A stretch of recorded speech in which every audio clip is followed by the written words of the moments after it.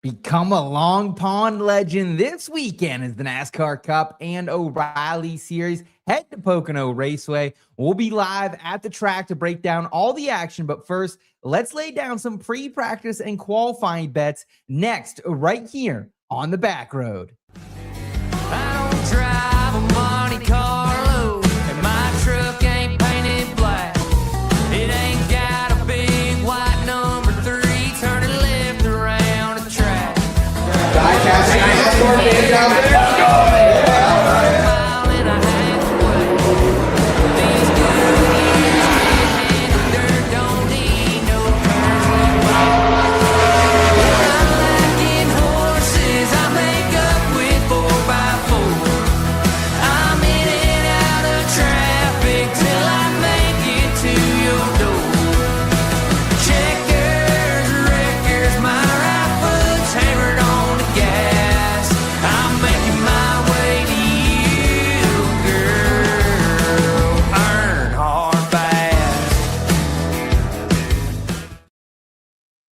Hey, what's going on, everybody? My name is Elliot Hicks. With me is Seth Woolcock. Appreciate your patience as we ride on down the back road. Our streaming partner has not had the best day. You combine that with traveling, using pieces of setup that haven't been in a minute, and you end up with a half-hour delay. But we appreciate it. We're going to keep it with the positive vibes, like when you would wake up on a Tuesday morning in December and you get that little 2-hour delay from the snow. Thankfully, this wasn't 2 hours. Seth, I know we are ready to rock and roll, just as we've been all year for our favorite weekend of the year at Pocono Raceway. Oh, Elliot, I am absolutely fired up for it, man. Just tied the knot here about 6 days or so. So no place I would rather spend the next weekend, the honeymoon week, if you would, than up in Long Pond, Pennsylvania, looking to cash some gainers, looking to see what we can learn from a silly season standpoint this weekend, what we can learn from a gambling standpoint, and apply back to our and the IBT family's betting cards, as well as we head up to the Tricky Triangle, my friend. No doubt about it, man. Can't wait to get there tomorrow. First, we'll look back in the rear view at the weekend at Michigan and the horizon forecast. We'll break down all there is to know about Pocono.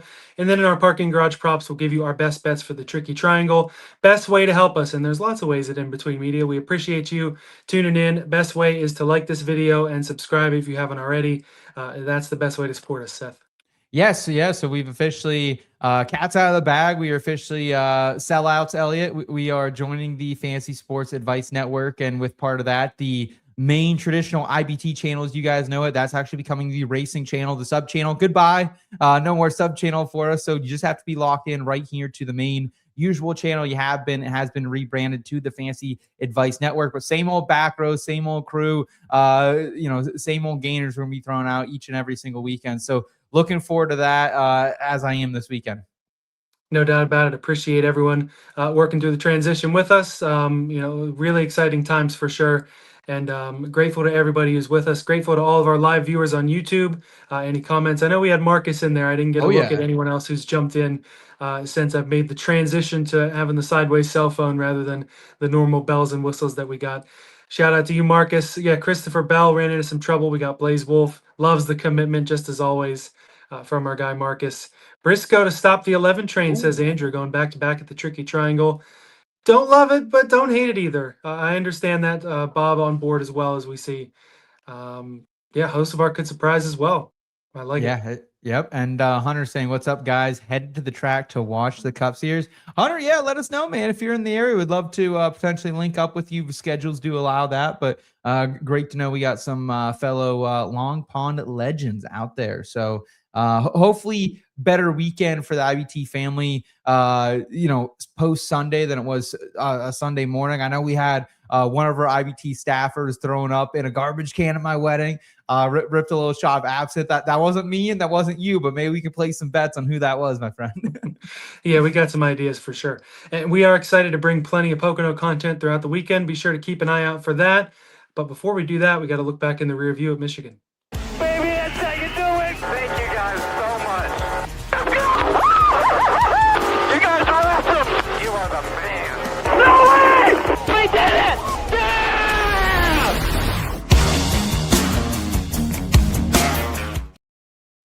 We had the Cup and the Truck Series rocking and rolling in the Irish Hills. In the Cup Series, Denny Hamlin once again first to worst to first. Ridiculous late run speed for the 11, winning the race by 11.11 seconds. Wild race overall, some big hits, and Hurricane Hocevar coming back to life. Hey man, that's what we were expecting after we saw some speed out of not just him, but Danny Suarez again. Spires showing a little bit of flash there on Saturday that carried into Sunday, so that was great to see. Denny Hamlin, it would have been fun to see if Tyler Reddick could have hung around in that race because it seemed like Reddick was really the only car that maybe had something for him. Bell at one point started getting going too, so that was great to see. But yeah, a lot of mayhem, man. A lot of hurt betting cards for the kid here. I was pretty heavy on Zane Smith. He was looking like a top 10 car most of the day. He ends up crashing out of that one. We had, of course, Chase Elliott lead a handful of laps. At one point, I was sitting there with my father-in-law, and he was pretty excited. He's a Chase Elliott fan, and Elliott's out there leading 60-plus laps. Looks like he's going to potentially give Hamlin a run for his money. But a little bit craziness, not exactly what we wanted from a betting standpoint. The fantasy lineups ended up really good. I had a lot of Erik Jones out there, so he ends up with a P2. That was great to see. I had Suarez, I had Hocevar as well, so that was great to see, Elliot, but definitely a tough one to handicap when we saw that much craziness, and it led to some pretty surprising finishes all the way throughout the field, including Riley Herbst P13, Cole Custer P12. Yeah, the race turned out to be about just as chaotic as my last half an hour trying to get on this stream and get set up here. Got back in the saddle personally with the bets. Had kind of had a couple light betting weeks. Back in the saddle, back to the green. Had the Denny Hamlin outright at plus 380. Had the Corey Heim outright on the truck side as well. Once again, Heim claiming victory in the truck series. A little bit of controversy with he and Honeycutt as well. Placement props, Larson top 5 at plus 125. Had the Hocevar top 10 at right about even money. Erik Jones top 10 at plus 340. FanDuel continued disrespect the legacy. Will not be the last time we touch on that this evening. Over 2.5 Fords in the top 10. I remember Phil was cautiously optimistic about that one, and I hope he hopped in on that one as well. In the truck series as well, Stenhouse top 10 at plus 350. Bell over Chastain at plus 125. Only winner in the matchups contest this week because I took the truck matchup. So big week of bets for me. Definitely happy with how the weekend turned out personally.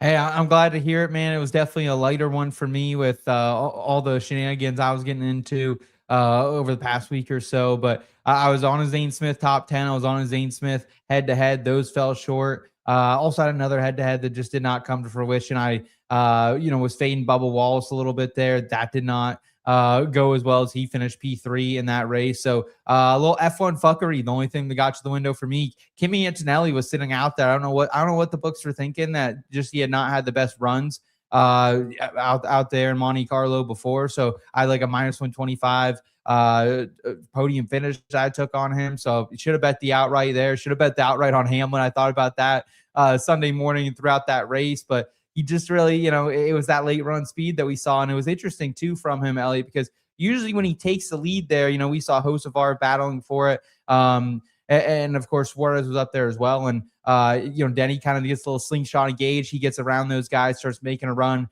into the lead. And then where he would usually conserve his tires, he's like, hey, let's just step on their throats, man. And he said just as much in actions detrimental that he sent Michael Jordan, one of the moments from the Last Dance documentary where it's like, hey, you just knock them out when they're down, baby. Yeah, for sure. He wasn't really the dominant car until he was and wins the race by 11 seconds. So good on you there. In terms of F1, I was on the wrong Mercedes driver. I had the George Russell outright. Thought it looked all right, but Kimi was the way to go in that F1 Monaco every race. week. Whoever wins the pole wins at Monaco. And once again, that happened with Antonelli. Any other thoughts on the weekend before we move forward? No, excited to move forward. I've had, kind of a back and forth May, honestly, like definitely a lot going on in the personal life that I feel like I haven't been laying as many bets as I would like to. But excited to come back from you can't do worse than going 0-3 in NASCAR last week and getting shelled. So excited to kind of get back in the batter's box here in a little bit and hopefully swing a hot bat. Perfect weekend, perfect time of year to make it happen. Before we look ahead to Pocono, we'll briefly touch on a couple news items. Josh Berry announced yesterday he is out of the Wood Brothers number 21 for 2027. Something we were kind of iffy on, unsure if he would stay or he would go. Announced that he was leaving. Thoughts on Berry and who might take this 21 car moving forward? Yeah, so there's a lot of smoke right now kind of coming out of the garage of, maybe this could be a Zane Smith landing spot. Maybe this could be a Chris Buescher landing spot. It's sad for Josh Berry when we look at it there, right? Because this is a guy who came out pretty early into his Wood Brothers tenure and put a car into the postseason and was just running really, really good last year. But it has just not been the season for Josh Berry right now. Some of it luck, some of it his own doing, but P30th right now in the points, Elliot, 26.1 average finish. Like, that's just not going to get it done, right? And I know like Penske as a whole hasn't been overly impressive this year, so I think that's kind of been trickling down to WBR here. But I mean, Martinsville, like he did his normal thing there, and he had a top 10 at Daytona, but like he didn't show up at places like Bristol where we needed him. Didn't show up at some of these other shorter tracks like a Phoenix where we've seen him do good too. So Josh Berry, it sucks. Hopefully, like honestly, like whether it's him taking a step back down to JRM or another O'Reilly Series team, or whether it's just him hanging out in the Cup Series here and maybe a lesser ride. Like, we're hoping for the best for him. He's a great guy, great stewardess for this sport. So hoping he lands on his feet. And who do you think's gonna land in this 21? Any thoughts for yourself on Barry? I know you've kind of watched this whole ride being a JRM ride or die. Yeah, a couple other names I heard mentioned. One of them is Jesse Love. We know Love wants to be in the Cup Series. RCR not necessarily the best path forward for him. So if he can get in the Penske building, could be good for him. Chris Buescher as well. I know that RFK, if they're only going to own 2 charters next year, they're cool with running an open team. Nobody wants to run an open team, and Buescher is in a contract year. If there's only 2 charters, Buescher can go to a Ford ride, get in the Penske building. It's debatable whether it's actually an upgrade or not, maybe even a slight downgrade. But I'd rather see good Cup drivers be in chartered cars rather than make poor Ryan Preece or Keselowski or somebody run as an open car there. So it'll be interesting to watch who ends up in this seat. As for Barry, good enough driver to be in the Cup Series, just a matter of how the musical chairs fall in the mid to low tier rides. We do know, though, that Dale Earnhardt Jr. is not going to let this man leave NASCAR without a fight. So JRM, any open races, I'm sure Barry would be the lock on for those. Yeah, and he's someone that'd be on our betting card, right? Because we know what this guy did a couple of seasons ago down there in the Xfinity when it was called that. So yeah, no, I'm looking forward to seeing what's next for him, and we'll see. Like he's sitting out there right now this weekend. If anyone's interested, top 20 line at Kalshi -161. I almost laid it down because he's been top 20 car here the last couple of years, top 15 at Michigan last week as well, but that felt a little bit like default. And he was more like a 25th place car, right? And that's kind of where he's been at most of these 1.5 miles, these larger tracks. So hard to overly get invested with him. But I've even seen a FanDuel line out there, 14-1 for a top 10. So if you do like Barry this week and you do want to get back invested, not a terrible thing. I remember we were there live and I had a little 60-1 outright on him a couple of years ago, and he took the lead on a pit call strategy, and as soon as he did, a little cash out opportunity for your boy right there. So maybe someone to get the 21 on your card this week. I'm not sure exactly what it is. Again, if that line was maybe for top 20 -140, I think I would have taken it, but a lot of juice to lay for a guy who's been running consistently outside the top 20. Yeah, I mean, you're being generous with that. The cash out opportunity is probably the main shot here. I think the 21 on your betting card this week, not quite as crazy as Cole Custer championship ticket, but kind of getting there. So thankfully, I don't think you have any Barry, and I don't either. Christopher Bell will race at Pocono with a wrist fracture, fractured his left wrist in that hard crash with Chase Elliott at Michigan. The rumors early in the week were that he might be out for maybe even as long as a month, but he's sticking it out. And in this format, it's what you got to do. Can't miss races. Yeah, you absolutely can, especially when you're in Christopher Bell's position right now. He's P10 in the points. Just has not got the finishes he deserves a lot of time. Like Michigan was just another one of those examples. 16.6 average finish. I mean, that's right there. I mean, that's back in there, man. Like, I mean, you look at guys ahead of him in the standings. Daniel Suarez 13.7, old Bushwhacker 13.6. I mean, it's going to be really hard for him to make a run here. I was looking earlier in the season, would I maybe find a Christopher Bell ticket if I could get him, above 6-1. I'm glad I did not take that. So he's going to have to be out there. He's going to have to get some runs, but it's really interesting, Elliot, because he has 5 top 5s this season, only 6 top 10. So he's either a top 5 car or he's kind of just out to lunch. So like really for me, there's not a lot of drivers out there I think I really trust week to week. Like you trust Hamlin, you trust Reddick. Certain tracks you're going to trust Ty Gibbs and Chase Elliott and Blaney. Like those are kind of your guys, but at current prices, it's kind of hard in that like guys like Bell and Briscoe, who a year ago it just felt like top 10 locks week in and week out. Don't feel that way right now. Yeah, Bell really has had a hero or zero type of season.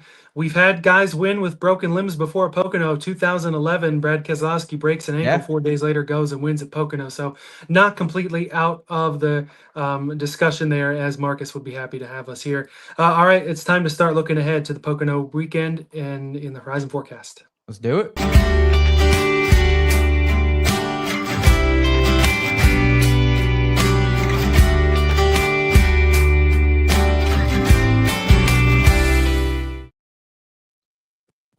Cup Series has got 38 entries this week. Casey Mears in the 62 makeup race after he DNQ'd at Talladega to get him to 500 starts. Daniel Dye in the 78, and Ryan Blaney running a nice little Ryan Newman throwback with the Wabash there. O'Reilly Series 38 as well. Couple heavy hitters here. Cole Custer in the 0. Connor Zilic is in the 1, which kicks Carson Quapple to the 9. Raja Karuth in 32. Natalie Decker in the 53. I don't know how the hell she got approved. That's going to be, a guaranteed caution flag on this coming Saturday. Nick Sanchez, first of a couple of races in the Peterson 87. I love it for Nick Sanchez. I hate it for Austin Green, but he'll be back on the road courses and will be back on my betting card. William Byron in the 88. Maybe the favorite. We'll have to see. ARCA also going to take place tomorrow. 24 entries there. That is their I think their lowest car count of the year, but still some interesting names there. The one that most of our viewers will know, Gio Ruggiero will run the 18. He's got to be the favorite in that race as well. Yeah, I mean, this has really been like Gio's world in ARCA, right? It's him, it's Brown. They've kind of been just the class of the field so far this season. But still some good names, right? You have the 4 women drivers. That'll be interesting to see. And like these aren't just no offense for the Natalie Deckers of the world that are kind of just out to lunch half the time. They're actually real good wheel women. So excited to see that. If you're out, we're not going to encourage it, but if you're out there and you need to find ways to get invested in the ARCA race, you can do so. As always, probably on some offshore, so fire those up. But sad not having a truck race, Elliot, but might cause for us to have a little bit early of a Friday night. I don't know if we'll have a full episode out on Friday night or not to recap ARCA, because not a whole lot going on, but probably just more, building some more content for Saturday and Sunday that will kind of be stockpiling up there. Yeah, that certainly is going to be a part of the plan there. Going to be a fun weekend either way. Obviously missed the truck, so we almost got hit by Lane Riggs' trailer interviewing him after the race last year. What was his drink of choice? Was it tequila, Yes, something like that? He was Yes, sir. celebrating with. So hopefully he enjoys some tequila and enjoys the off week. Tomorrow, ARCA race is going to be at 3:15 on FS1, 60 laps. They don't do the stages down there. Saturday, O'Reilly P&Q's at 10:30 a.m. Cup P&Q at 1. The MillerTech Battery 250 presented by KOA Campgrounds, 4:15 p.m. green flag there, 25, 25, and 50. Your stage length Sunday, the Great American Getaway 400, the best race name in the Cup Series right now, and I'm not just because it's a Pocono. 3:21 your green flag on Prime, 30, 65, and 65 stage lengths there. Seth, man, they call this place the Tricky Triangle for a reason as we begin to break down the track. 2.5 mile, 3-turn, big flat oval / triangle, counts as an oval. Primary comp, probably Indianapolis, big flat track. Secondary, Michigan, big track, high horsepower. This place, though, really is kind of a breed of its own.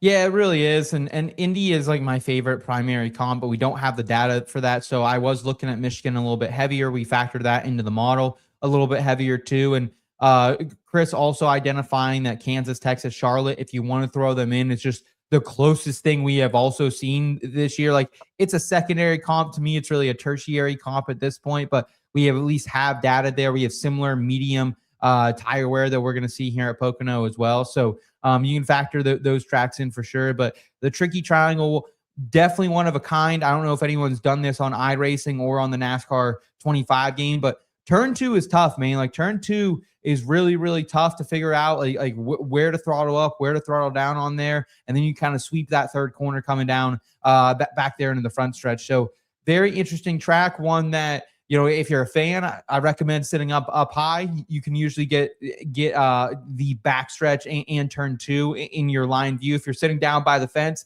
I never enjoyed that personally, going to Long Pond as many years as I did as a spectator, Ellie, just because it's tough to see, right? You see them come around, you see them come again. It felt like a little bit of a road course type action. So definitely a unique track, and one that, once again, like, I would think that fuel mileage and strategy could come into play here. Yeah, I mean, it really always does at Pocono, big flat track, nice We and thought unique. And Briscoe yeah, was I going to mean, run out last year. Remember? yeah, I mean, everybody did, and somehow he saved enough fuel. So more than likely, it'll come down to a little bit of fuel strategy again.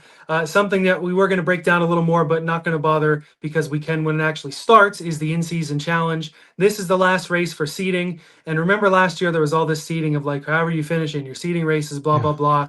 This year, it's just 1 to 32 in the points. Thank So goodness. much easier. Something that maybe we'll bring up to drivers and see if they're even really thinking about it, because it hasn't Yeah. been a talking point. And I bet you if we ask some drivers, there'll be at least one guy that says, "Oh, I kind of forgot about that. Tell me more about that." So that'll start after San Diego in Sonoma, and we'll tell you more about it then as we begin to break down some of the trends and stuff. Want to note too, a new right side tire this year. It Yes. combines the compound from Pocono last year with the construction used at several intermediates this year. It is the same left side to those used at Charlotte, Nashville, and Michigan. That's back for Pocono. So with some of those similarities to intermediates, I really like that Chris threw in some of the intermediates that we've already ran, because the tire compound seems like it's going to be relatively similar. Yeah. And that's a good point. And I think why Chris heavily factored or at least partially factored in some of those tracks, right, was that, hey, we're going to be using kind of a similar tire, at least on the right side of some of those. So definitely something to keep in mind. As we know right now in the Cup Series, like Goodyear's kind of done taking their big swings, right? Like I don't expect this to be a big swing here. It's just going to be something that continues to improve the product a little bit. But at the end of the day, I'm not factoring it into much, if at all, to my handicapping. It's not like a year or two ago when we were taking some big swings, doing option tires, different type of stuff like that. Yeah, for better or for worse, I'm okay with the simplicity too. Mhm. This is the 5th next gen race at Pocono, once per year. Remember the 2022 next gen race? Denny Hamlin crossed the finish line first. Kyle Busch crossed the finish line second. Yep. They were both DQ'd, so Chase Elliott, who ran third in that race, is credited with a win. But the last Chevrolet win, where the leader crossed the finish line first, Alex Bowman in 2021, and it would, even if Larson hadn't blown the tire, still would have been a Chevrolet that won there. Toyota has dominated this place the last couple of years. Ford win with Ryan Blaney thrown in. Do we think that's just an anomaly, or is Chevrolet going to be at a bit of a disadvantage this weekend, at least more than they normally have against the Toyotas already this year? Well, I would try to be a smart ass coming in this weekend. Hey, can I just bet Toyota on the outright? They're like minus 150, minus 130 most places. That tells you what you Unbettable. need to know, right? And Yeah. like if you want to take a gamble on a Ford, I've seen them out 4.5 to 1. I don't hate that price tag, but really it feels like what Ford could really win this race besides Ryan Blaney? Maybe a Busher if he got hot. I think that's like It's mean, more likely it would happen on strategy, and you can throw, even then, you can still only throw 4 or 5 names in there. So yeah, and like one of those might be Zane Smith, right? Like that's kind of exactly, yeah. that's kind of right where we're at right now on speed. So I mean the books know it, we know it. Toyota's the chalk this weekend, and I don't see much value right now in betting Chevy, specifically on a track like this where more than anything, while your knowledge and racecraft at Pocono Raceway will come into play, a lot of this is going to be your aerodynamics. A lot of this is going to be what's under the hood as well. And it just seems like Toyota is at such an advantage compared to everyone else right now. And hey, that's why a lot of our bets, and a lot of our heavier ones especially, going to be on Toyotas. When you look at qualifying, the winner has started in the top 8 in all of the next gen Pocono races, so that'll be an important thing to keep in mind when we talk Saturday night after P&Q. On the Cup side, next gen pole winners, Denny Hamlin has done it twice, William Byron and Ty Gibbs Yep. as well. Average start position leaders, I will give the caveat of the difference in starts we have here. Ty Gibbs' average is 7.25 in 4 starts. Denny Hamlin, 7.31 in 36 Pocono starts. Tosavar has a P9 starting average. Logano 11.47. Keselowski 12.07. When you look at total poles for their careers, Denny Hamlin's got 5 of them. Byron and Logano have a pair. Gibbs, Suarez, Blaney, Keselowski, and Larson a pole apiece here. In terms of stats, percentage-wise, about 18% win from the pole, 28% from the front row, 54% from the top 5, 70% from the top 10. You do have just over 7% from outside the top 20. These generally kind of line up with most other of the general tracks in terms of these percentages. And it's the same rule we normally have. The closer to the front you start, the easier it is to finish at the front come the end of the race. Yeah, it certainly is. This is one again, like you need to be in a good position to pit. These pit roads can get a little funky. We've seen it a couple times here as well. And also, like, more than anything to me, like, your equipment matters, dude. Like, I mean, Bubba Wallace last year couldn't get out of his own way, not because of himself, but because of his equipment.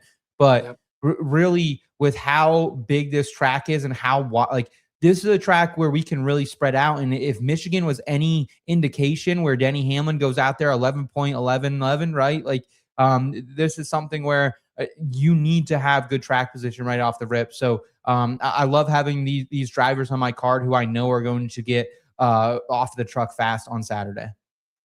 Total career win stats. Denny Hamlin, of course, is the king of this place. 7 total for his career. Ryan Blaney has a pair, and then you have Briscoe, Elliott, Bowman, Buescher, Logano, and Keselowski with a win here apiece. You look at first-time winners. Blaney, Hamlin, Buescher, and Jeremy Mayfield all won their first Cup races here. In your last 3 races at Pocono, so that's in the IBT going to Pocono era, which makes it more fun.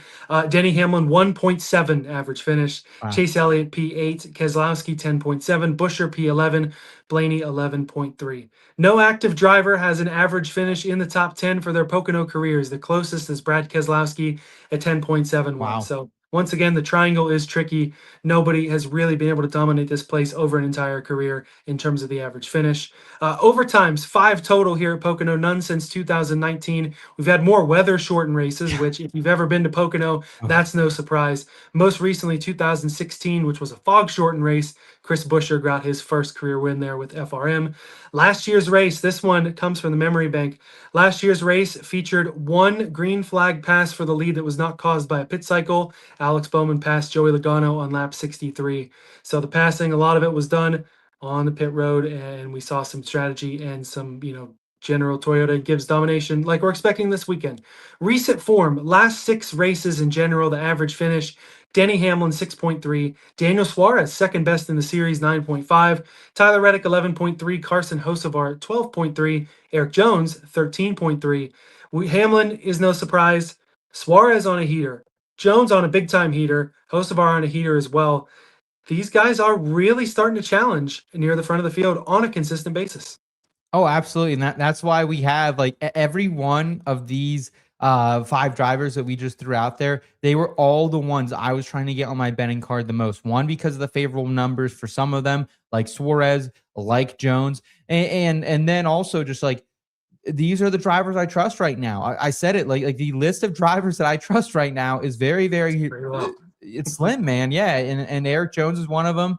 Hocevar and Suarez are one of them too right now. So yeah, it's a tough field out there, but yeah, I think we'll be in good shape here. One thing to keep in mind too, like, we might see some weather on Sunday. It's looking like a 20% chance of rain starting at 1 o'clock. By 7 o'clock, 35% chance. So we're gonna have to get this in, and hopefully, like, hopefully we're not making a trip back to the track on Monday, Elliot. I was hoping maybe even maybe we get up a little early, do a little disc golf on our way out or something if we have the bandwidth. So yeah, we'll see kind of what happens there, but not my favorite look of the weather right now. But do your sun dance and or your rain dance, and maybe get out there and see what we can do for Mother Nature this weekend.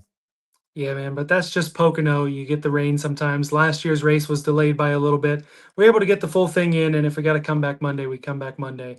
In terms of disc golf, man, I don't have my disc with me, so I'm going to have to borrow yours if we end up doing that. Anyway, okay. Let's talk about the model real quick. You'll be shocked to know who's on top of the model. It's Denny Hamlin again at a 99% grade. Heavily influenced by recent form and Pocono stats, but also he's just been kicking ass everywhere. Kicking ass, taking names, any sort of combination of that. It's been Denny Hamlin. But again, tricky triangle. There's only 4 guys above the 80% threshold, and about half the field looks pretty undesirable with grades in the 50s, 40s, and some of those guys down even in the teens of percentage there. And of course, shout out to Chris for doing all the work to put together the model. iFantasy Race for the stats, everything like that. You can find the full model in the IBT Racing family, as we'll tell you more about in just a minute after we talk about the iFantasyRace.com Asterisk Mark Driver of the Week. Yeah, shout out to Ryan and the whole crew over there at iFantasyRace.com doing some great work throughout the season. Brad Keselowski this week, Elliot. I've been seeing some comments coming in including Hunter saying Brad K won't be surprised. He finishes good here. He's had some good runs lately. And Nick checking in as well. What's up, Nick? Great to see you, man. Saying I think Brad Keselowski could surprise some people at Pocono. And I think our guy Ryan over at ifantasyrace.com would have to agree, because he's saying Keselowski had a rocket last summer at Pocono, ranked among the best, but he finished with an asterisk mark 9th place in that race. If you remember, Elliot, Keselowski starts P14 and he got the lead following stage 1 pit stops, led 27 laps. And I remember you and I both kind of looking at each other. Holy cow, Brad showing a little bit of rare speed up here in Pocono for the first time in a little bit. But then on lap 54 under caution while leading, he pitted when pit road was closed. That dropped him back into the 30s. So he had to work his way back up, finish 9th, but earn that 9th place finish. So in terms of speed, though, Keselowski ranked 3rd in speed late in the run and 5th in the total speed ranking. So Brad Keselowski, not a guy that's going to rank super high in our projections this week, but still comes in a very respectable 13th place, and that feels about right for me. And someone that if you want to take a stab on at a top 10 or something like that, I'm cool with it. I would have just rather got maybe a little bit longer numbers on someone like that, but I think the books kind of know what Ryan over at ifantasyrace.com do. And hey, Keselowski, he's been pretty good. Plus 190 is the best you're going to find for a top 10. So not bad. And was 2 to 1, but still might need a little bit longer. Just kind of, I mean, you look at the recent form of Keselowski, dude, it is atrocious. Coming into this race, Elliot, Brad Keselowski right now in the momentum driver rating last 6 races, he is 7th to last. And then in average finish in that span, 3rd to last. Yeah, a couple asterisk marks in there. He was running okay last week in Michigan, had some contact and tire issues, but yeah, not the best. He'll certainly hope for that Pocono speed to come back. Yeah, just pay attention to the pit road light there, Brad, next time, and don't put yourself behind so far. Before we get into the bets, man, shout out the IBT Racing family for us. Let everyone know how to join the best family that there is. Yeah, absolutely. Bob, shout out to our boy Bob Bodner in the chat saying Chris does a great job. You go, dude. He absolutely does. On Baby Watch, it might have come actually. I'm gonna have to message him. I know we were getting towards there. So yeah, I did happen to see. Congratulations to Chris on that. I meant to ask him if it was something we would say here, but so we brought it up. So congratulations. Let's go, Chris. Let's go, bud. Let's go, bud. Welcome a new one to the potentially the future Chase Elliott, the future of NASCAR there in the Colicchio household. So congrats to him. But yeah, he does a great job over there in the IBT Racing family every single week, Elliot. He puts together our exclusive weekly betting model that we give you access to. Also entry into our memorabilia giveaways, which we have one for you tonight. We're going to talk about a little bit later on in the program. So make sure you tune into that because it's a Pocono only weekend special for that. And then you're going to get our full weekly motorsports betting cards and entry into the matchup contest. If you upgrade for $3.99 per month, that comes with the betting model, the picks, the predictions, the head-to-head matchup contest, or just join for free. Come chat with us. Come get entry into those giveaways. And speaking of everything we have going on the IBT Racing family, that also gets you access to the IBT football family with picks, predictions, touchdown call contest over there. In addition to the IBT entertainment family, same type of thing. We're gambling on that or on entertainment, whether it's movies, whether it's TV, music,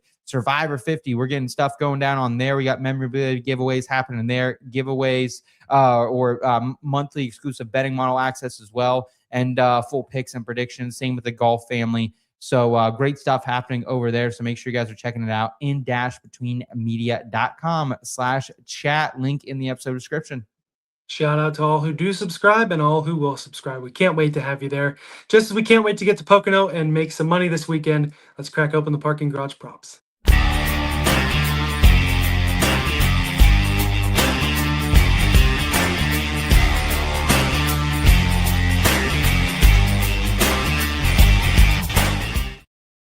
Impressions of the books, man. A lot of my picks were pretty early. So what did you think about the books when you were setting up your card a little later in the week?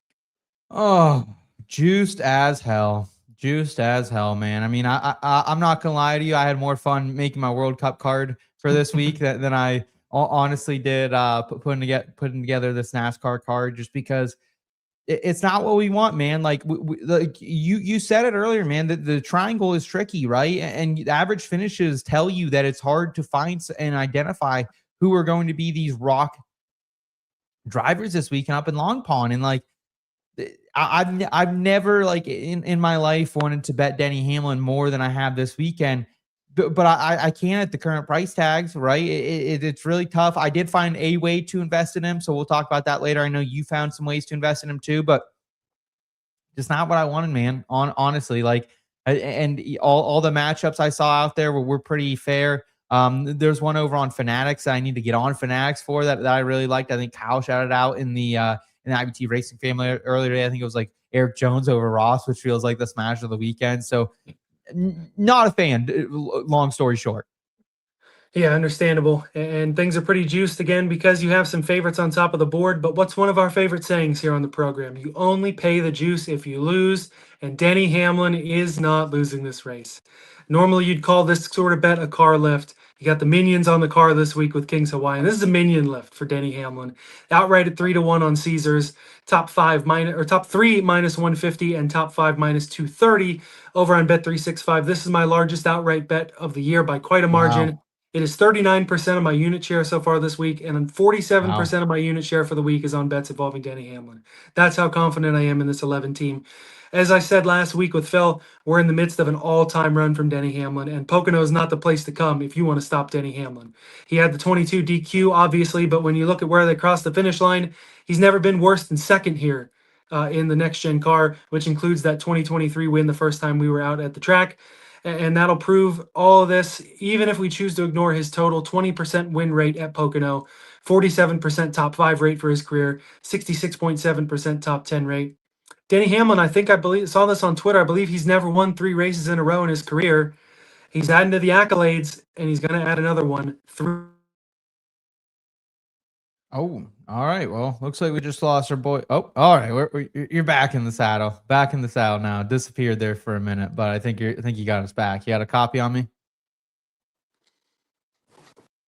All right. All right. Might have lost Elliot for a minute. We're gonna give him a chance to get set up there, but yeah, I completely agree with you on Denny. I'm gonna wait like to bet these placement props. Like a top 5 is probably what I'm after, maybe a top 3, but I'm just gonna wait until Sunday. I think actually, Elliot, just because.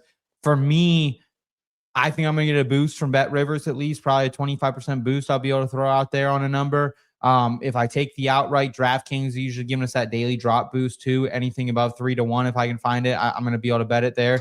3-1, as you see it now, that's not a bad number. I was seeing plus 275 today for nothing, for anything non-boosted. So that's kind of where I stand there. I will tell you though, as you continue to join back in here, that I got a pretty nice bet actually. And I'm pretty excited about. It's the Yoders gonna Yode parlay of the week plus 550 for me at Caesars. I'm down 0.8 of a unit on this for me. So I am taking that Denny Hamlin outright at plus 250. I am taking that Tyler Reddick top 5 as well, coming in right now at plus 110. So that's where I'm at. Like, look, I think Denny can win this race, Elliot, but I also think Tyler Reddick, if anyone has a shot, I think it is T Money here. He's a guy who is coming in right now, second in our projections. Next gen Pocono average finish for Mr. Red Dog himself, 11.0, the 4th best in the series right now as well. And then you also look here. What has he done here at Pocono with those finishes? P4, P2, P6. And then he finished stage 1 in 3rd last year, had some trouble then on pit road, ended up pushing him back. He had a terrible finish, but factoring that all in, man, 4th best driver rating across this next-gen span for Tyler Reddick. So for me, I'm down on this top 5 for him as well. Like just straight alone, plus 125 is the best number I can find for that. But I want a guy here who's coming into this race number 1 in momentum driver rating over the last 6, 3rd in average finish because of wrecking out at Michigan last week. Again, no fault to his own in that one, just kind of a raw deal. So he has the best average starting position at the loose comp so far this season. So we know he's going to be up front. Like it's probably going to be him and Denny Hamlin on the front row or pretty close to it. And finishes outside of Michigan, they're pretty absurd for the kid at some of these loose comps. P5 at the Coke 600, P4 at Texas, 1 at Kansas. So for me, I've seen Tyler Reddick out there plus 750. I don't hate that at all. If you want to take a gainer on that, that is a fine bet to make. But for me, I'm going to go ahead and parlay these up. FanDuel actually kind of is what got me into doing this, Elliot, because they had a Tyler Reddick top 3 and a Denny Hamlin outright, which you can get at 10-1. I didn't hate that. And they also had a Carson Host of our top 10 and Denny Hamlin win at 5-1. So I just kind of shifted some numbers around, got two drivers I really want here. But Yoders getting Yode. I'll be up there in the nice looking red Tundra limited. So I figured, let's let the Yoders fly. Let's them fly. Yeah, I don't hate this at all, man. I like that, the Reddick numbers are really juiced and the Hamlin numbers are really juiced, just as we would expect, as they're the two favorites this week. Combine them both together, because unless there's some sort of trouble or unless it's a big time mega strategy, absolute chaos type of race, these are probably both pretty likely to hit. So I like the action on Toyota. I like the separate action on Reddick.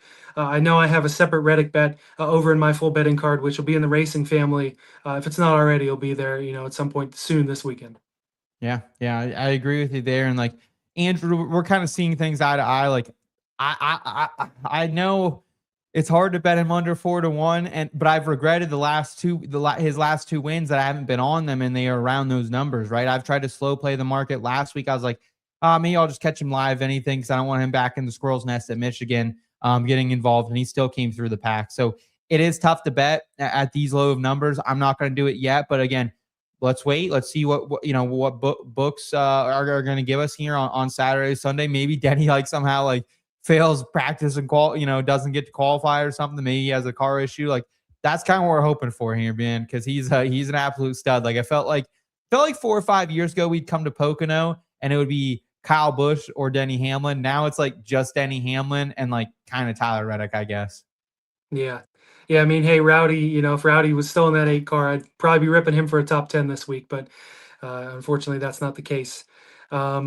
I had a point I was going to make here. I don't remember. Oh, right. Yeah. So I hate betting outrights under a 4-1, 5-1.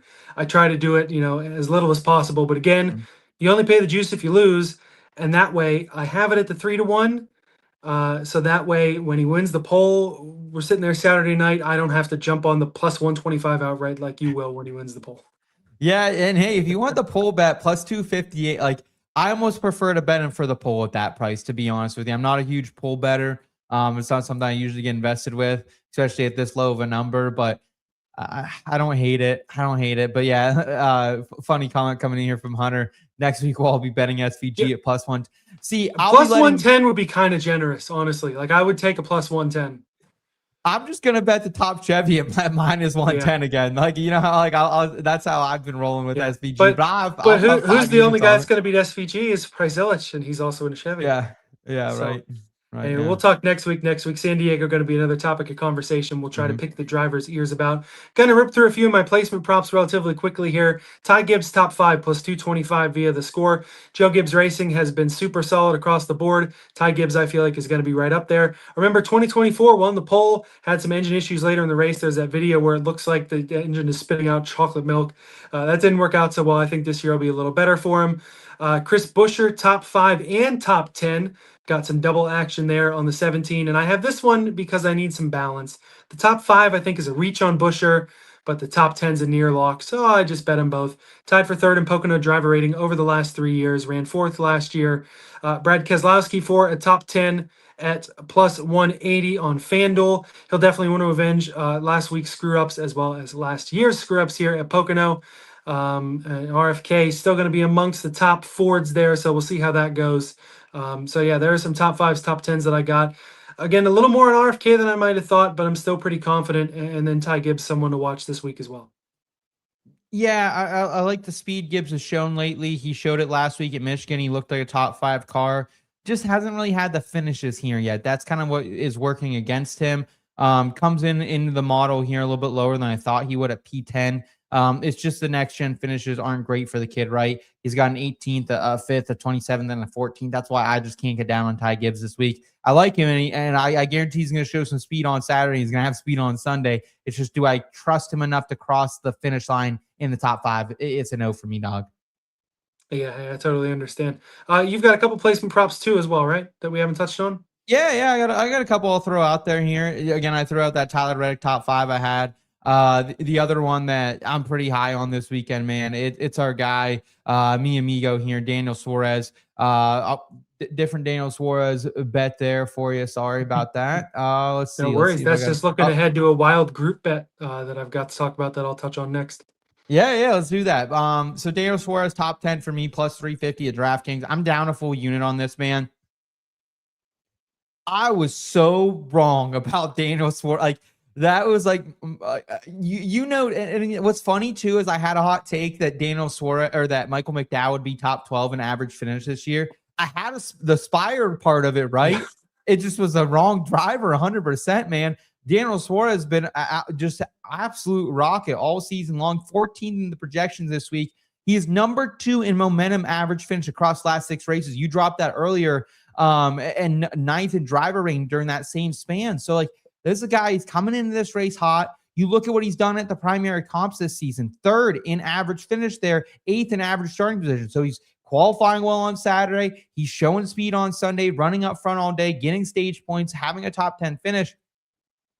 Factor in all these loose comps as well. And like the finishes are wild, Elliot. P6 at Michigan. My goodness, man. 1 Charlotte. No one saw that coming. Obviously, strategy helps that, and the rain, but also then P6 at Texas and P19 at Kansas is only blemish, but that was so long ago. Like, he wasn't really on a heater there. This is the number play for me because the best number out there right now, anywhere else other than DraftKings plus 250, the lowest I've seen it for is plus 150 at our friends from Bet Rivers as well. So I'm feeling really good about Daniel Suarez. I would love to bet him in a matchup. I've seen him in multiple matchups that I've almost invested in, but he will be someone I will probably continue to add to my card with him throughout the weekend. He'll be in my DFS lines. He'll be in my Fantrax lines. Daniel Suarez to the moon, my friend. Hey, if you want to bet Suarez against drivers, there's these things called groups you can do too. Throws in a couple more than a matchup. I know you're not a big group guy, which is why I make that joke. Yeah. But Bet365 Group F, and I believe Fanatics also has the same group with different odds. So it's got Daniel Suarez at 2-1. He's the obvious pick here. The other members of the group, Austin Cindric, Michael McDowell, and Daniel Dye. First of all, what the fuck is Daniel Dye doing in this group in the 78 car? That doesn't make any sense. You can throw him right out of there. Austin Cindric is also 2-1. So it's kind of, iffy between them. But Suarez is on a heater and Cindric is not. Michael McDowell is not either. And I think it was Fanatics that also had this group. They have McDowell and Daniel Dye at the same odds to win this group, which is disrespectful to McDowell. He's not in the 55 Prism Motorsports car that started in park the whole 2010 season. He's in a car that's running solid. But either way, man, the 7 car is the obvious pick here in a really, really weird and wonky group. Yeah, I'm not. You said it, I'm not a Matt or a groups guy. You can talk to me about this group. Actually, this is a pretty interesting group because you look at where we have these guys in the projections. I mean, Daniel Dye, we ain't ranking his ass. We're not spending the time on that. But then even someone like Michael McDowell, he's coming in 26. Austin Cindric hasn't been awesome here. P18. Suarez, we have here at P14. So he's the clear favorite, and we have him 21 IBT grade points above Cindric too. So I don't hate this, man. Actually, this is going to be something I think long and hard about on my drive tomorrow out there to Long Pond, which actually shorter than I thought it was going to be. Shorter than I thought it was going to be. Now that I moved back out to the best western part of the state. But yeah, about 2.5 hours for me. So I'm gonna be cruising up there on 80, baby. So I'm gonna think long and hard, talk to the big man upstairs if he wants me to be investing in some Danny Suarez. But I'm gonna consider it, man, because I do like this. I don't know. Maybe it's I've seen him at plus money at some head-to-heads too that I'm just like, yeah, I don't hate it. Yeah, man, you rip AD, get out there pretty quick for sure. Suarez, you don't have to talk to the man upstairs. You don't have to talk to the deer you see on the side of 80. Just bet some Daniel Suarez. I got one more cup bet I want to touch on, and it's the Legacy Boys continuing to be disrespected in the FanDuel odds. Erik Jones' top 10 number is plus 270.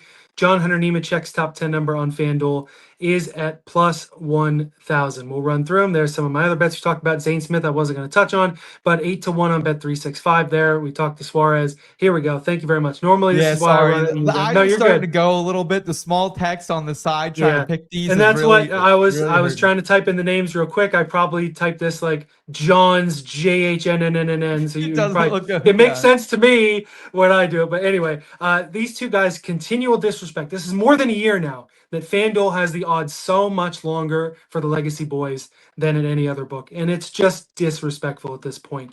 Legacy was so good last week. Erik Jones might have been the best car, and JHN ran 14th with a wrecked race car. That's how good these guys are right now. We know Jones and the Tricky Triangle have always gelled. I remember 2023, he was one of our main storylines with a top 10 run out there, and his average finish being P12 in the last 3 here. He's only going to continue that run. He's on a big momentum swing as well. And with JHN, a lot of these books, man, 6-1, 8-1, and this was days ago, may even be bet lower than that. 10-1 on a top 10 for JHN is just straight up disrespectful. Obviously not quite as strong as Jones, but last year started 4th, finished 6th. Those both sound like top 10 numbers to me. He was my biggest gainer of the day last year. Yeah. While we were rain delayed, ripping a JHN top 10. It wasn't even a 10-1, it was probably 8-1 or something ridiculous like that. That's what we had, yeah. That was my heater then. This is my heater now. Legacy, disrespect. You have to make money on this. Cause it's just crazy you can still get these numbers. I can't believe it.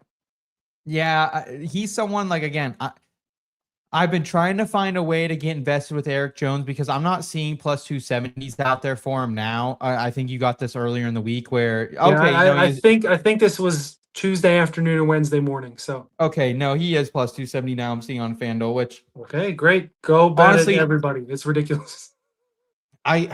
I still think though I'm going to be able to get similar numbers on Sunday for them, and I do want to. Like I said, Erik Jones was one of the guys. I took him in fantasy last week. I did not expect him to finish P2. I regretted not having him on the betting card when I saw, especially you were down on that top 10. So, and same with JHN though. Like I bet I'll still be able to grab an 8-1. I just want to see a little bit of speed on Saturday from both of these fellas before I get invested. But I do agree that I want them on my betting cards. I want them in my lineups here on Sunday. I think it is a disrespectful number. JHN 19th in the projections, which that might not seem great. That's higher than we've had him maybe all season long, except at a super speedway or two. So I do like the feel of JHN. The great thing about both these guys is they're pretty honest about what they're feeling out there. At least we're going to see, where's JHN in points? Is he top 25? I'm not sure if we'll get to see him on Saturday in the scrum or not. Man, it's close. I don't remember. Yeah, I don't either. I'll have to pull it up here. I'm not sure where he is exactly, but they'll tell me. They'll tell us what their car is, right? You know, so I feel good waiting a little bit for them. But if I go into Sunday afternoon and they're not on my card, something would have had to go disastrously wrong here in practice and qualifying. So this and the Suarez bet, probably my favorite bet you have right now on the card. Yeah, we won't see a JHN on Saturday in the scrum, P28 right now in points. But we'll just have to go find him. We'll camp out of the Legacy hauler again like we tried to last year. Hey, he's a G, bro. I'll tell you what, like one of the most like respectful drivers out there to the media, one of the most like candid and honest. Like I love JHN, man. I'll be out there the head on with my swivel for that young man for sure. Yeah, but yeah, hey, this sort of deal, example of our different betting strategies. Volume better, a little lower better. Lower unit share, higher unit share. Yeah. Waiting till Sunday versus Leroy Jenkins. Send it and hope you make the money. Leroy Jenkins. That never, hopefully never other people old. hopefully people get that reference. If you were on YouTube in like the early 2000s, you probably do. If you weren't, I apologize. Thank you for giving it the full shout because that's what it deserved. O'Reilly series. Funny enough, we ended up on the same drivers. Once again, a little conservative versus Leroy Jenkins. I'm betting the 19-1 outright on Mayer. You got the top 10. For Mayer, man, it's been a tough year. He's been snake bit, but he's had speed. And this is a little bit of a cherry pick stat, but it works. So shut up. Last 4 normal oval races in dry conditions. So that takes out the road courses, it takes out Talladega, and it takes out whatever the hell they tried to do in Charlotte in the rain and the fog that only lasted to stage 2 and ran half under caution. So the last 4 normal races we've had for Sam Mayer, 9th, 3rd, and 4th. That's some good speed for this 41 and actually getting some good finishes. He's ran top 10 4 years in a row here. I know some of that was with JRM, but the Haas cars have been solid here. Cole Custer won this race in 2024 in that 00. Riley Herbst a couple top 10s as well in the second Haas car. I know there's some value gained with the JRM guys in, with a couple of the Cup guys in. So 19-1 on Mayer is a little underdog. I like it. Yeah, I do too, man. He was a guy who actually kind of, I don't remember if it was pit road issues or if it was just getting himself stuck back in the pack, but he didn't have a ton of speed early in that race. Ends up finishing P7. That's his 4th top 10 in a row. Like when you have a guy who's been as fast as he is, especially coming in, you said those recent numbers as well, you have to bet it, right? So this is someone that I want invested with heavily. 19-1, like honestly, not a bad number because we're at a track where Justin Allgaier, like I don't feel super confident in him for once. He's not been a Pocono ringer by any means. He's had great cars. I remember that Hershey one that you loved a couple years ago that he couldn't get there to victory lane and ends up getting banged up a little bit. So I think this is the right market. I probably will have an O'Reilly series outright, whether that's Byron or whether that's probably Zilich is where I'm leaning. But yes, Sam Mayer here on the top 10 minus 140. I was seeing it minus like 149 at Kalshi, and I was like, oh, yeah, I'm probably in for that. And then minus 140 here at Bet365 for a guy who's done it 4 times in a row. Average finish really good in that span as well. So yeah, give me a little Sam Mayer here, man, holding down the fort for Haas. I do appreciate that. Bet365 has the top 10s up. Definitely something I'll be adding to my card again early in the week. Travel today. Didn't get the chance to see those. Those must have been up today. So something I'll add to my card. And I've already got a bit of another long shot here too. Cole Custer is in that 0 car. And it's a Haas prepared car. It's not a crummy one, but his outright 75-1 over on Wow. FanDuel. I am on his top 10 on call sheet, which was at plus 173. So Yes. 3-1. Man, that's a great number. I should have waited there. That's one where Leroy Jenkins wasn't working out. Anyway, the books here are setting this number on the value of the 0 car. Garrett Smithley's run a lot of races in it, some other guys. Rather than considering the fact that this will be a Haas-prepared car, which is solid in the O'Reilly series, and the Cole Custer has won twice here in Haas-prepared cars. 75-1 almost feels like a steal, especially when you consider top 10 in 2 of his 3 starts in this car this season. When you look at O'Reilly stats, 3 other top 10s here at Pocono, including a P10 in the 07 car, which is more along the lines of this 0 car when Garrett Smithley's in it, not when Cole Custer's in it. 75-1 on who I think is maybe 5th or 6th most likely to win this race. Somebody who's won here twice before. It's like taking candy from a baby, man. It's crazy. Yeah, I love the 3-1 number. I also saw it around on Kalshi. I think maybe the line had moved since you got it. I saw it around like plus 181, which I was going to be down on that. And then I saw 3-1 and I almost fell out of my chair, literally. But yeah, I mean, he's just been good, man. Like you look at what he's done at the loose comps too. He was 7th at Kansas in this car. He was 8th at Charlotte with terrible qualifying runs, right? 37th. I don't think we got a qualifying, or 36th. Start in Kansas. I think we were rained out that morning. And then also Charlotte started 29th, made his way into the top 10. And you just look at what he's done here. 2 wins throughout his career.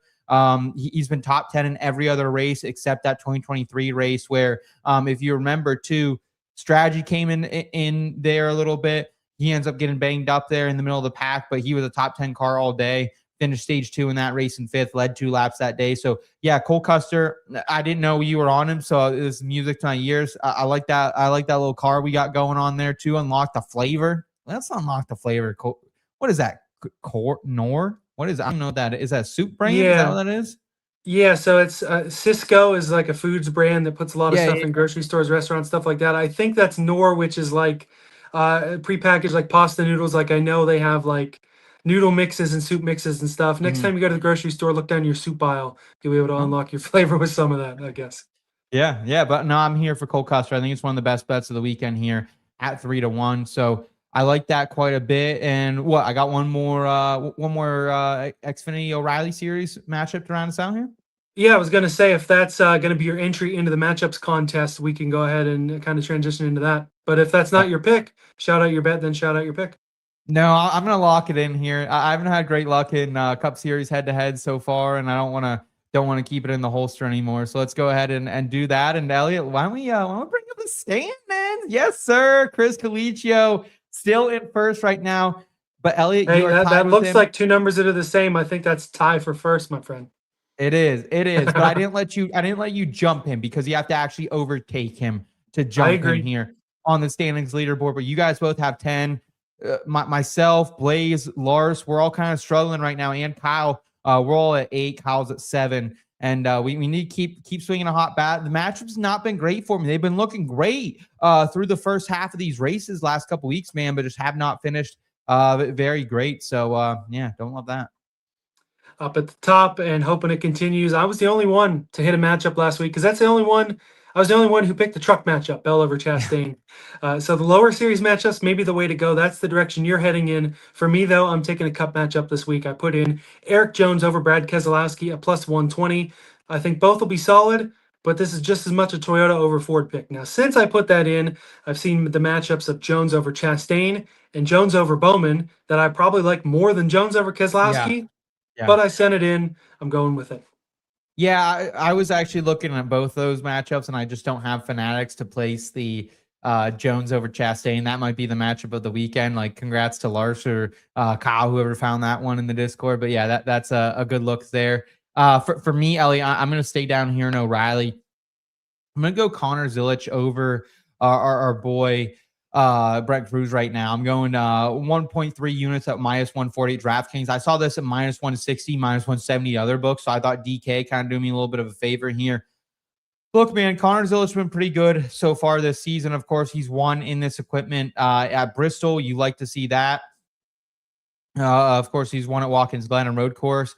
He was 6th at Charlotte earlier this season, 21st at Texas, so that sucked, but he led 48 laps in that race, had a top 5 car pretty much all day, just didn't get the finish. And like Brent Cruz, this is one of those tracks I normally just don't, like, it's not a ton of data. Like last time we went to a loose comp, Brent Cruz did wreck out of it, but for me, like, this isn't a true fade of Brent Cruz. It's more just how can I back Connor Zilich when he's in almost identical equipment to what he was last year, where he had Junior on the pit stop calling that. That was a great day for us, getting a lot of that coverage out there on the channel for the people. But it's more just a back of Connor Zilich, a guy who has looked good in this equipment so far this season, not as dominant, but I think if there's any place he can win, and I'll probably be sprinkling on that outright potentially as well. But average position in that race, 4.2. You love to see that. Laps inside the top 15, 97% of those. You look at the laps led as well, 34. So like everything's pointing me to Connor Zilich here. And like, I think Brent Cruz will be good, but even in that race last season, Elliot, here at Pocono, the best Joe Gibbs racing car, that was Taylor Gray. He finished 9th in that race. So, good enough to catch the top 10. He's out there at pretty good numbers for a top 10 right now. But like everyone else pretty much from this organization, whether it's Sawalich or whoever else were in these cars, just really didn't show up last year at this track. I think Justin Bonsignor was the other one for Joe Gibbs Racing. So it's kind of more of a little bit of a fade at Toyota. They don't seem to have the speed here at Pocono the last couple of seasons. And Connor Zilich, man, like, I got to bet him somehow. I can't bet him in the Cup Series, so we might as well get it while we can, right? Yeah, you cannot bet him in the Cup Series. And as talented of a crew chief as I'm sure Dale Jr. is, he's got Rodney Childers on the box with this one. So I like Zilich to contend near the front of the field. All right, so that's the head-to-head matchups contest. I can't wait to take the lead after this weekend. That'll just be absolute perfect harmony there. One more thing, man, and it's the part we all look forward to the whole show. It's Fantasy Spin, Seth. Yeah, man. Shout out to our friends over at Fantasy Spin. If you want a different kind of daily fantasy experience, well, Fantasy Spin lets you spin your lineup and make your picks and compete in tournaments based on real player performance. Like a slot machine, though, you can absolutely hit the jackpot with Spin. The unique game will combine the skill of drafting a DFS lineup with a captivating gamified experience.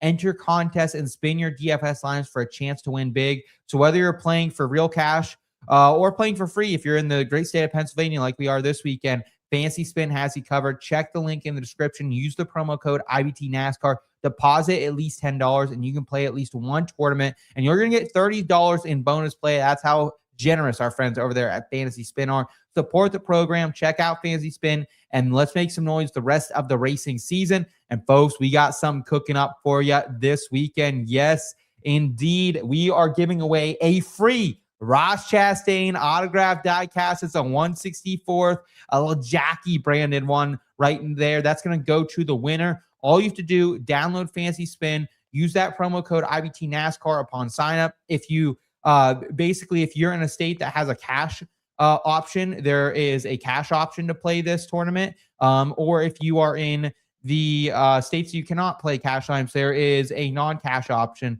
It's super easy, though, to get invested with it. Go over there to Fantasy Spin, though. We're going to make our entry for it right now, Elliot. So looking forward to that right now. And as you can see on screen, folks, You can see the main event right now. They just have the O'Reilly Series. But then look, the Backroads main event, Great American Getaway. Oh, a little Backroad icon on there as well. Shout out to my boy Will out there for making that happen, man. So if you guys like these like contests for the community, let us know in the chat. Let us know in the comments, Elliot, because I'm hoping we can continue to run these back. Absolutely, man. I can't wait to see how our spin goes. Yeah, let's go here. Andrew also saying, I know this is a racing pod, but the NBA, NHA finals has been really good. It has absolutely been. Yeah. Hey, we were talking World Cup in the racing chat earlier, throwing in some of your cards. So lots of exciting sports going on for sure. Yeah, absolutely. Chamberlain, what's up, Chamberlain? Saying Zilly got to be top 3 in O'Reilly. This kid's been on the struggle bus. He has, my friend. To say the least, man. Yeah, absolutely. All right, so you guys know the deal. We have 5 spins, 4 locks we can make. So let's see what we can do. Last time you were not on the show, Elliot, Chris, and I had Tyler Reddick in the lineup, and I didn't lock him on accident, and it did not go well because of that. So, all right, Austin Hill, John Hunter, Nemechek, Riley Herbst, Bubba Wallace, Tyler Reddick, and Hocevar. So we can lock and unlock. So I would like to lock in Hocevar and Reddick here. Does that sound like a plan to you? Totally cool with that. Yeah, I think like Hocevar to me. Do you have a top 10 on him this week, or was it last week you had the top 10 on him? I might also have a top 10 on him this week. We'll check the full betting card when it's up in the Discord. Again, Spire, Toyota. That's like where I'm trying to go here. So we lock in 2 of them. Let's see what else we can get here. Bo Wallace, Riley Herbst, Erik Jones. I think I'll lock in Erik Jones. Yeah, what do you think? I was going to say Jones might be worth a lock this week. He's been good. We got 3 spins left, so I think let's lock him now. You know, it takes away one of our spin locations, but we can still unlock him if we want a Denny Hamlin. We need a Denny Hamlin in this lineup. So let's hopefully we can pull a Denny Hamlin. 2 spins left. We just did another spin. Logano, Custer, Casey Mears. I'm not going to lock any of those. Again. No way. Yeah. All right. We're spinning again here. Ty Gibbs, Suarez, and Chastain. All right, so here's Suarez might be worth a lock, but then if we get, I guess this is our luck. We only have 1 more spin left, huh? And we can only lock one. We can only lock. So we'd have to, if we want Gibbs and Suarez, we'd have to unlock. I would rather take Suarez than Gibbs here. I don't know about you, but I feel a little bit better about Danny. Yeah, is there anyone you would unlock to put in Gibbs here? You're on him for a top 5, so I'm on him for a top 5, but I do agree with you that it's, he and Hocevar are both kind of boom or bust. Yeah. I like Jones, I like Reddick, I like Suarez. So I kind of feel like we take the risk here. All right, here we go. Here we go, folks. Here we go. Hamlin. Oh no, I forgot. Oh, yeah. No, you did it. You were good. Okay. McDowell and Priest, that could have gone a lot of different ways there. McDowell and Priest is much better than a lot of the ways it could have gone. I'm very okay with this lineup. We're Spire heavy. Priest is a sneaky underdog. His outright is at 100 to 1, and I got a sprinkle on it. 100 to 1 is kind of ridiculous. And then Jones and Reddick are 2 of our favorites this week. I'm feeling good about this one, Seth. Yeah, I feel good. At first, I thought I didn't lock Suarez, but it was there was the other one I didn't lock. So there you go. That's my entry into the lineup. Elliot, you can still submit one. Maybe we'll save yours because maybe we'll do that live with some fans or something. We'll make a little content out of that. Maybe there on Sunday. We'll try to do a video or something like that. So but Michael McDowell, Daniel Suarez, Erik Jones, Priest, Hocevar, Reddick, pretty good. I would love Hamlin. Like maybe doing some of those locks early, like we did, hurt us from getting a Denny Hamlin, but I'll take it here's the thing. I don't think there will be a lot of lineups in this contest with Denny or with this lineup here, right? That has the Spire boys. You have Erik Jones in it. So don't hate it. Me neither, man. I love the spin. And of course, our boy Blaze Wolf saying, I'll be doing this as soon as we get done. I appreciate that, Blaze. Don't forget to throw it in the chat. Let us know who you got. Yep, let us know. And also, if you guys were entered, I either need you to be a subscriber on YouTube or be in the IBT Racing family so we have a way to contact you. Because this is open to the public, so if you're a rando who wins it, you're not going to win the diecast. You need to be a subscriber to the channel or you need to be a subscriber to the community. That's kind of how we're playing this out there. But yeah, a little Ross Chastain action there. Again, right now, going to the winner. We've had this one in the bucket for a while, Elliot, that we've been meaning to give away. So really appreciate them over at FantasySpin. Again, you can download it whether you're on iOS, whether you're on Android. I don't know who's on Android. There's actually a lot of people. I don't want to shit on Android because it's like Yeah, half a our lot of people audience, are on but- Android. Be careful where you go down that road. Yeah. I'm an elitist, I guess, when it comes to Apple. But Elliot, great stuff, man. Looking forward to seeing how that spin lineup falls. Looking forward to seeing what else you and I can sniff out this weekend and add to the betting cards, my friend. No doubt about it. It's going to be a great weekend at the track. Thankfully, we will have plenty more content to give you. Appreciate everyone riding down the back road with us. Lots of great things going on at In Between Media, as we've talked about, Seth. Yeah, man, it's been really, really fun. Right now, again, rebranded the IBT main channel here to the FSAN Racing Advice channel. This is where it's going to be all racing all the time on this particular channel right now. So really looking forward to having all the great content. So we really appreciate that. Chamberlain hitting that like button. Yeah, we appreciate that. So thank you so much, Chamberlain. So new brand, feeling good. Hopefully it brings us some winners this weekend. Ellie, what do you say, man? A little FSAN Racing Advice for the dub. Let's do it. Hey, man, there's nowhere to go but up. Appreciate all of you and can't wait to give you loads of fun at the Tricky Triangle. We'll see you then.